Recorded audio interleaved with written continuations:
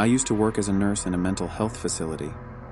We had a resident who didn't speak, even though there was no medical reason for it. He used to talk when he was younger and seemed normal, except that he was very tall.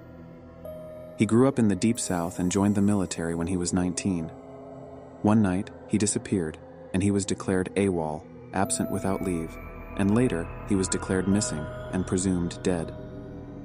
10 years later, a very tall man walked into a VA hospital emergency room in my part of the Midwest. He told the receptionist, "My name is Marion Duchesne, not the real name, and I've been dead for 10 years. Those were the last words he ever spoke. He was covered in dust and wearing the same clothes he had on the night he disappeared. He didn't have any identification on him, but they were able to identify him through his fingerprints. They contacted his family, but they said they had already grieved his loss and couldn't believe he was alive. They didn't want to be contacted again." Marion spent his days pacing back and forth. He moved his mouth as if he were talking or muttering, but no sound came out. Sometimes he would throw his head back, as if he were laughing, but there was no sound at all. If I talked to him, he seemed to listen, but he would still do his strange movements. We tried different medications, but they didn't help or make things worse. Occupational therapy didn't work either because Marion would just smile and keep pacing unless we told him to stay still. On my last day at that job, I saw Marion pacing in the parking lot, throwing his head back as if he were laughing. Later, I couldn't help but wonder if I had been dealing with a ghost all along. Even now, many years later, I still don't know. My dad used to work as a prison guard in a quiet countryside prison. His job mostly involved driving around the prison's perimeter, making sure no inmates had escaped. It was usually a pretty boring job. But one night, something really strange happened that he could never forget. It was a regular evening, and my dad had parked his patrol truck on a hill. He wanted a break from the routine, so he sat back in his seat, reading a magazine. Then out of nowhere, he felt a strange, thumping sensation in his body.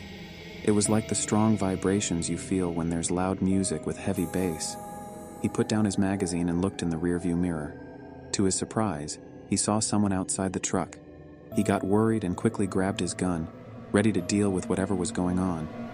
As he stepped out of the truck with his gun ready, he saw something he couldn't explain. Outside the truck, right where he had been sitting, there was a group of Native Americans walking through the truck. These weren't real people. They were like see-through ghosts. They passed through the solid truck like it was made of air, and some of them seemed hurt, like they had been in pain for a very long time. My dad stood there in shock, watching these ghostly figures. They moved silently, as if they were stuck in a time of suffering. This strange procession went on for a few seconds, and then, all of a sudden, they vanished into thin air, leaving my dad standing there alone, still holding his gun. My dad couldn't believe what he had seen. It was like something out of a ghost story. He felt scared and amazed at the same time, trying to make sense of it all. Later, he tried to tell his fellow guard about what had happened over the walkie-talkie. He wanted someone to talk to, someone to confirm that he hadn't imagined it all. But his colleague didn't respond. It turns out that the other guard had seen similar things before, but he refused to believe in ghosts or anything supernatural. So, he chose not to talk about it. My dad was left with this strange memory of that night. He couldn't forget the ghostly procession he had witnessed. It made him think about the world in a whole new way. Even now, my dad believes that he saw something that night that can't be explained. It's a memory that stays with him. A memory of a mysterious encounter that challenged his understanding of the world and left him in awe of the unknown. Once upon a time, there was a lady who didn't believe in ghosts or demons. She thought such things were just stories and not real at all. But one day, something really strange happened, and it made her doubt everything she thought she knew about the world. This happened in the early 2000s, before the lady and her husband had a child. It was a day when her husband was away on a business trip, so she was all alone in their house. Feeling a bit tired, she decided to take a nap. But in her dream, something spooky occurred. She dreamed that she was inside a church, listening to a sermon. However, her dream took a scary turn when she noticed 3 eerie men dressed in black suits standing right behind her. One of them even made a frightening growling sound close to her ear. Suddenly she woke up, feeling very startled. It was as if the air in her bedroom had disappeared, and she couldn't breathe properly. Even her loyal dog, Cooper, was spooked and hurried out of the room because something just didn't feel right. Terrified by this strange experience, she decided to leave the house for the entire day. When she returned, she couldn't keep this frightening encounter to herself. She shared it with her friend Edith.